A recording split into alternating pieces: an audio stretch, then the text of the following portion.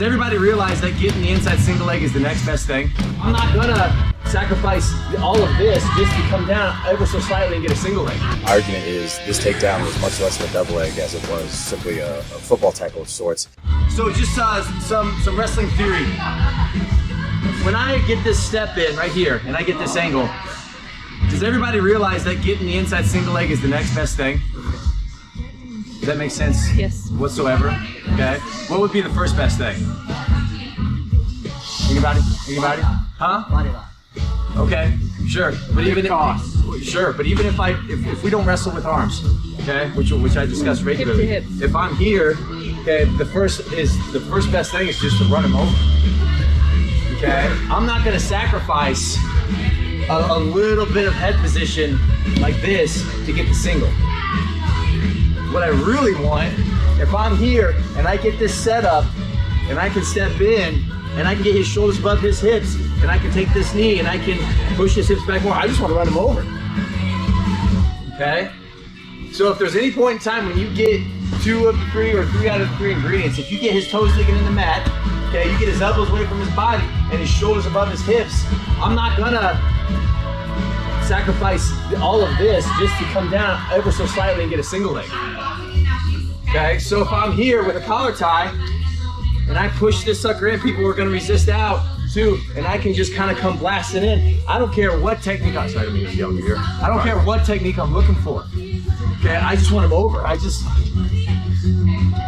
Okay, like just get him to the ground. Run his ass over.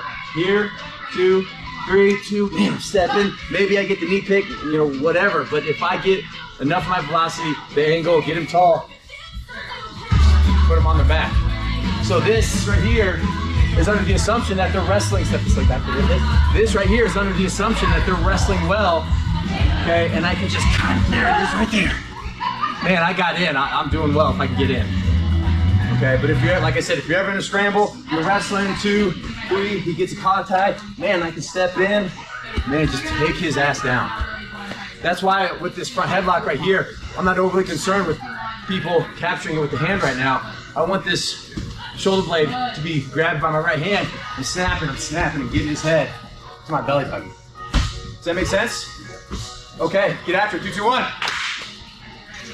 What's up, everybody? Heads Hopper, and here are a few examples of the wrestling theories and concepts that I just discussed. As you can see right here, I'm moving forward the knee pick. It wasn't the cleanest takedown, it wasn't the cleanest knee pick, as I wasn't able to clear his legs and move into side control. However, I was able to score the takedown given the fact that I had the angle, and when I entered in with the underhook, he was a bit taller and out of position. And here's another example. I actually used this video in a counter shot video that I released a while back. As you can see, I finished with a double leg. However, my argument is this takedown was much less of a double leg as it was simply a football tackle of sorts. As I could tell, his head popped straight up to the ceiling and he was significantly out of position and his toes were digging into the mat. So that's the idea behind this wrestling concept and theory. Of course, we want to be as technical as possible. However, if there are times when you can see that you have some of the ingredients for a takedown, let's say if you have the angle, the toes digging into the mat, or the shoulders are above their hips, just go ahead and blast them and run them over. So give this video a like and subscribe for more content, and we will see you all next time.